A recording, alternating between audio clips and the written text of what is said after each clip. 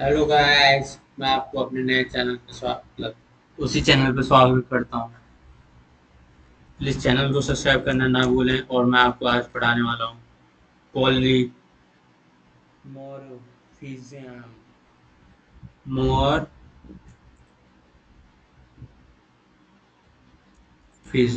Dot C plus plus. ये क्या होता है, क्या नहीं होता है, इसे हम पूरे अच्छे से समझाते हैं। देखो, जो पॉलीमॉर्फिज्म है ना, वो means many forms.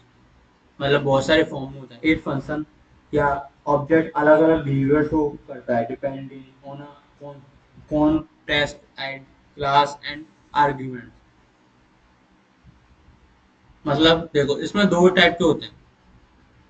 Polymorphism to type का होता है। पहला, कंपाइल टाइप। ये जनरली स्टैटिक होता है। और दूसरा जो होता है, अरे, वो होता है रन टाइम डायनामिक। अब कंपाइल टाइम का मतलब होता है जो डिसीजन मेड है या कंपाइल टाइम, मतलब उसी जो कोड है हमारा, वो कंपाइल टाइम पे ही डिसीजन ले। और रन टाइम का मतलब है decision made as a run time. Example जैसे function loading, operator overloading. Second में function overloading and using virtual function. ठीक है, इसे हम कोड की हेल्प से समझते हैं। सबसे पहले हम लिखते हैं कंपाइल टाइम में फंक्शन ओवरलोडिंग का कोड कोड। ठीक है, चलो start. Has include IO stream using name space SDD space. इसमें आप सही। फिर उसके बाद हमने क्लास बनाई प्रिंट नाम से। फिर हमने इसमें पब्लिक करा। पब्लिक करने के बाद हमने वॉइड शो नाम का फंक्शन यूज करा। फिर उसके बाद इसमें हमने ये डाल दिया। ठीक है,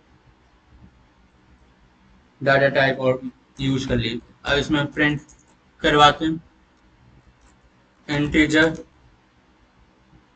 इंटीजर के बाद हमने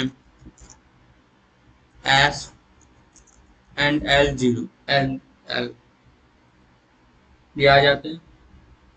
फिर इसके बाद वॉइड शो नाम से तो हमने बना लिया। वॉइड शो नाम से हम दूसरा बनाते हैं, मतलब एक ही फंक्शन है। अरे, फंक्शन ओवरलोडिंग का एग्जांपल है, पहले बता रहा हूँ। मतलब फंक्शन ओवरलोड कर जाता है इसमें स्ट्रिंग एस, इसलिए हमने सेम फंक्शन बनाया। एग्जांपल समझ में आया आपको। Cout string s and l और ब्रैकेट बंद। मैं आपको समझा देता हूँ इधर से। हमने एक क्लास बनाई प्रिंट नाम से, सेम फंक्शन धरा वर्ड शो में। इसमें बस जो अंदर का डाटा टाइप है वो वाला धरा, इसमें इंट धरा और फिर एस, इसमें स्ट्रिंग एस। ठीक है, अब इसमें हुआ क्या, हम जब कॉल करेंगे तो ओवरलोड ही ना हो जाएगी फंक्शन की। मेन फंक्शन से आपको समझाते हैं क्या होता है इसमें। मेन फंक्शन बनाया हमने सबसे पहले क्लास, फिर हमने ऑब्जेक्ट बना दी इसमें। ऑब्जेक्ट बनाने के बाद हमने ऑब्जेक्ट से लिया शो नाम का फंक्शन और इसमें हमने 10 धर दिया। ठीक है, फिर हमने पी नाम से ही बनाया शो और इसमें हमने नाम धर दिया अमन। ठीक है, और इसे हमने बंद कर दिया और लास्ट में रिटर्न जीरो कर दिया।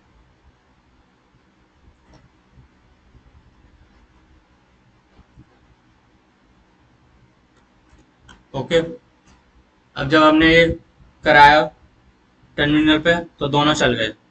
कैसे चले? आप बोलोगे कैसे चले? देखो, इसे बोलते हैं फंक्शन ओवरलोडिंग। फंक्शन सेम होने के बाद भी चल जाएंगे, क्योंकि ये फाइंड करता है फिर अंदर का टेन है, अमन है। अमन मतलब स्ट्रिंग में होगा, स्ट्रिंग में तो स्ट्रिंग वाले फंक्शन को ही कॉल करवाया। इंटीजर है, इंटीजर वाले फंक्शन को ही कॉल करवाया, तो ये दोनों में ही चल गया। इसे बोलते हैं फंक्शन ओवरलोडिंग, कि भाई हमने सेम फंक्शन, सेम नाम से फंक्शन बनाया और चल गए। हाँ, अंदर का हम सेम धरते तो फिर थोड़ी सी प्रॉब्लम आ जाए। समझ रहा है? मतलब सेम प्रॉब्लम तो क्या है कि बस दो बन जाते, फिर 10 और 10 इंटीजर में 10 10 हो जाता, ऐसा होता।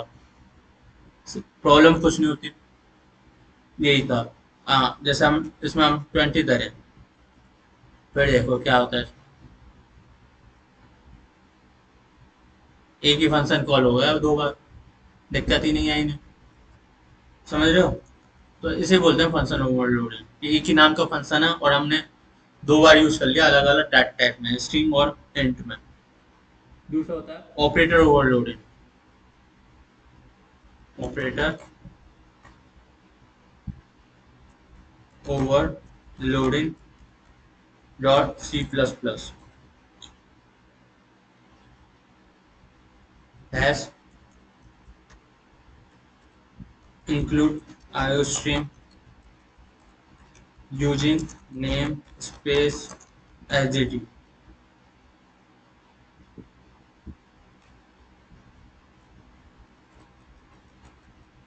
ठीक है। और इसके बाद क्लास लिया हमने, कॉम्प्लेक्स नाम से फंक्शन बनाया। फिर उसके बाद हमने पब्लिक ली।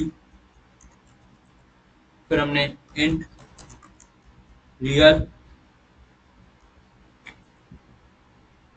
And img। फिर हमने कॉम्प्लेक्स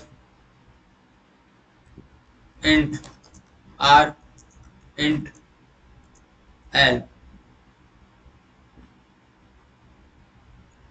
ठीक है। आई धर ले, एन धर ले, कुछ भी कर लो, कोई परेशान नहीं है। बस हमसे एक छोटी सी एरर हो गई, हमने फंक्शन की एसटेसी कर दी हमने। अब शायद चल जाए सही से। वो सेमी ब्रैकेट की जगह हमने सेमी कॉलन लगा दिया। अब हम क्या करेंगे, रियल, रियल को हम धर देंगे आर से। ये मैंने आपको पहले बता दिया था जब हम सेटर गेटर यूज कर रहे थे प्राइवेट वाले में। ऐसे इसमें करेंगे, फिर हमने आई धर दिया इसमें। ये दोनों इसके अंदर आ गए। फिर इसके बाद अब हम यहाँ से स्टार्ट करेंगे। कॉम्प्लेक्स लिया, सी कैपिटल में लेना, ध्यान रखना। फिर उसके बाद हमने सी लेने के बाद ऑपरेटर, ऑपरेटर के बाद प्लस। फिर हमने लिया कॉम्प्लेक्स, कॉम्प्लेक्स के बाद सी, सी के बाद ब्रैकेट लगाया एंड फिर हमने return complex real, real plus C dot real. फिर उसके बाद I M A G in plus C dot I M A G. फिर उसके बाद हमने ब्रैकेट बंद कर दिया। फिर ये वॉइड दूसरा फंक्शन बनाया वॉइड नाम से, डिस्प्ले हो जाए जिससे, डिस्प्ले नाम से फंक्शन बनाया हमने। फिर उसके बाद हमने लिया सी आउट, सी आउट के बाद हमने रियल, रियल के बाद हमने ब्रैकेट लगाया इसमें। और ये हमने प्लस वाला साइन बनाया एंड आई एम जी। फिर उसके बाद हमने ब्रैकेट लिया, आई नाम का सिम वो बनाया एंड लास्ट में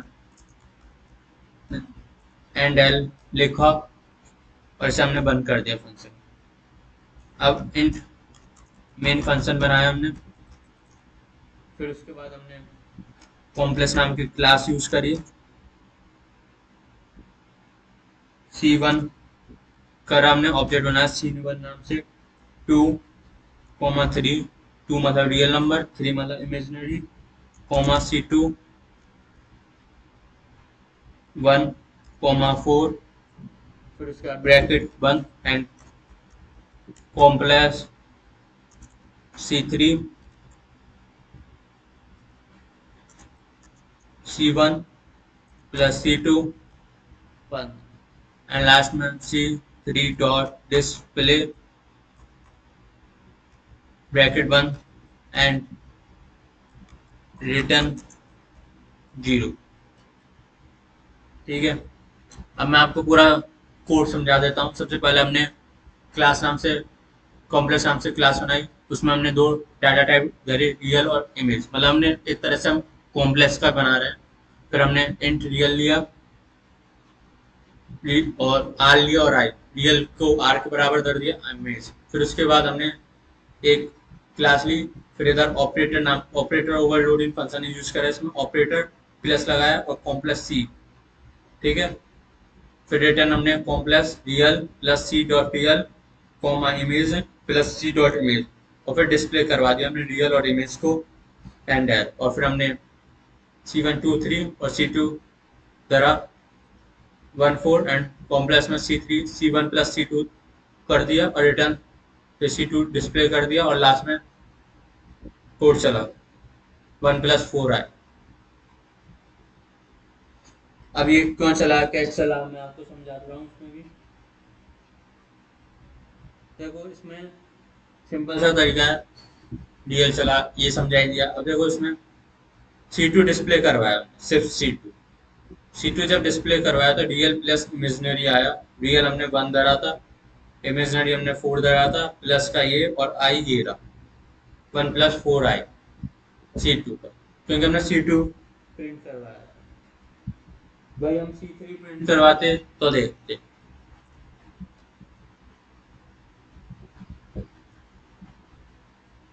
3 प्लस 7 आई, 2 प्लस 1 का 3 कर दिया, प्लस 7 कर दिया और आई, ये वाला कोड चल गया, इसमें 3 डल गया, ये दोनों प्लस कर दिए थे।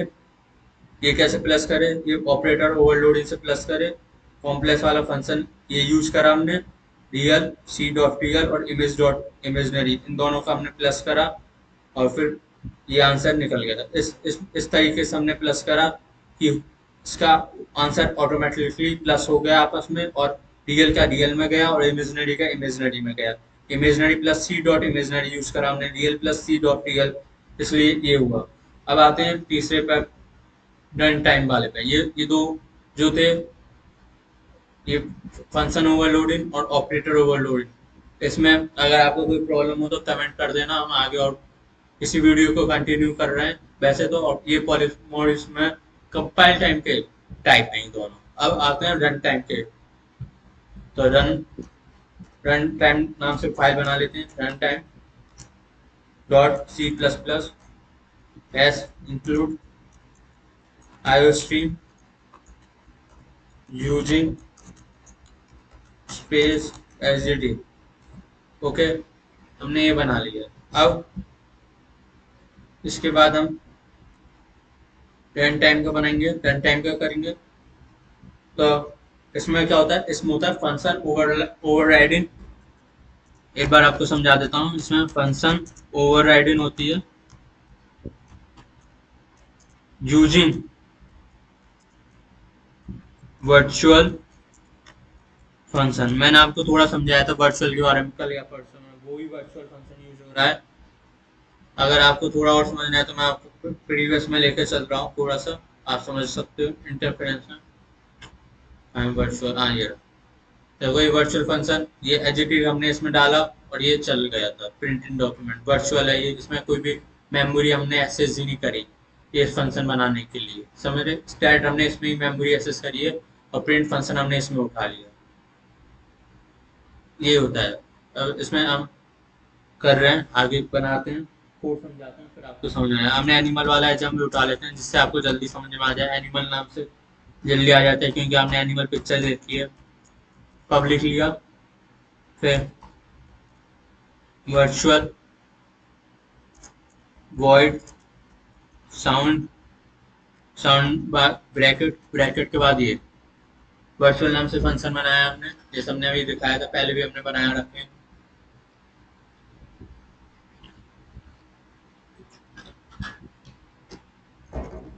सी आउट 2x की स्पीड से भी आप देख सकते हो मेरी वीडियो, अगर आपको स्लो लगे तो थोड़ी। Animal sound and L and बन। फिर उसके बाद क्लास डॉग, डॉग के बाद हमने ले रहे हैं पब्लिक, पब्लिक के बाद हमने एनिमल, एनिमल के बाद हमने ले रहे हैं पब्लिक, पब्लिक के बाद वॉइड साउंड ब्रैकेट। फिर उसके बाद ओवर राइड, ओवर राइड लिया, ब्रैकेट बंद करा, मतलब चालू करा, सी आउट। ये एरर सही हो जाएगी 1 मिनट में। ये वही वाला साउंड यूज हो रहा है, तो ध्यान रखना। फिर ये बनाने के बाद C out dogs birds and space थोड़ा सा छोड़ देना, एंड एल, फिर इसे बंद कर दो। फिर मेन फंक्शन ले लो, मेन फंक्शन के बाद एनिमल। अब देखो, आप क्या करते थे जनरली अभी तक, ओवरराइड फंक्शन लिया, ड्राइव कर दिया। आप बोलोगे ये तो हम इनहेरिटेंस में भी यूज कर सकते हैं, वर्चुअल में चलो हमने हमने सोच ली वर्चुअल हमने साउंड के लिए बना दी, मेमोरी एक्सेस नहीं हुई होगी, आप ये बोल रहे हो। पर ओवरराइडिंग का कहाँ यूज आया है इसमें, तो अब आएगा ओवरराइडिंग का यूज। अब देखो हमने स्टार लगाया इसमें क्लास के बीच में और ऑब्जेक्ट के बीच, क्लास और ऑब्जेक्ट के बीच में, ओवरराइडिंग की वजह से ओवरराइडिंग ना हो। देखो डॉग डी ए पोश, ए ए डॉग। आप देखो ये थोड़ा सा अलग है, और ये ले लिया हमने देख डी नाम से। अब क्या एनिमल नाम से हमने ऑब्जेक्ट बनाया था, और डॉग नाम से हमने दोनों क्लास का ऑब्जेक्ट बनाया। अब ये ओवरराइड नहीं करे क्योंकि दोनों सेम फंक्शन है, इसके अंदर पैरामाइड भी नहीं डाला हुआ है जिससे ओवरलोडिंग हो जाती, पर इसमें इसमें नहीं डाला हुआ, तो ये ओवरराइडिंग का एग्जांपल है। दोनों प्रिंट होने चाहिए। अब कैसे हमने एक कॉल करवाया था, यही प्रिंट होगा या ये, है ना, सीधी साधा फंक्शन भी कंफ्यूज हो जाएगा। तो हमने ये एग्जांपल उठाया, एनिमल ए अलग क्लास में धरा अलग ऑब्जेक्ट, और ये अलग ऑब्जेक्ट अलग क्लास में धरा। अब ये दोनों हमने करे, और फिर उसके बाद ये दोनों हमने बराबर करे। इसका एड्रेस ए का एड्रेस बी में दे दिया, मतलब डॉग में। और फिर उसके बाद हमने साउंड नाम से बनाया ये, और लास्ट में रिटर्न कर दिया हमने 0। अब देखना कोड, और ये चला, और डॉट पैड्स, मतलब ये सिर्फ यही चलेगी, ना कि ये। क्यों? क्योंकि हमने, जबकि हम क्या कह रहे थे, ए नाम से हमने क्लास बनाई, जबकि ये आना चाहिए था एनिमल साउंड। एनिमल साउंड क्यों नहीं आया? क्योंकि हमने ए को एड्रेस दे दिया डॉग का, डॉग का एड्रेस दिया, तो अब ए है ना, डॉग के लिए यूज करेगा और डॉग बार्स लिखाएगा। तो अगर हम ये ऐसा नहीं देते और सिर्फ हम ए देते, तो शायद हो सकता है कुछ और आए, एरर भी आ सकती, एरर आती। और हम अगर इसका उल्टा कर दें, नहीं कर सकती क्योंकि हमने पॉइंटर हमने एनिमल में लगाया है। अगर हम इसमें पॉइंटर लगाते हैं और हमने ये डी करते हैं और इसे हम ए करते हैं, ये ओनली पॉइंटर वाला एग्जांपल यूज हो रहा है, एरर देगा। क्यों देगा? क्योंकि हमने डी इक्वल टू ए धरा है, सिर्फ ये आता है ए स्टार में, क्योंकि डिराइव एनिमल वाली हो रही है ना कि डॉग वाली, समझ में आई? और हम इसे सही कर देते हैं ए और डी। अगर आपको कोड भी चाहिए हो तो प्लीज आप एक बार कमेंट कर देना, मैं आपको कोड के डिस्क्रिप्शन में डाल दूंगा ये पीडीएफ वगैरह, जिससे आपको समझ में आ जाए।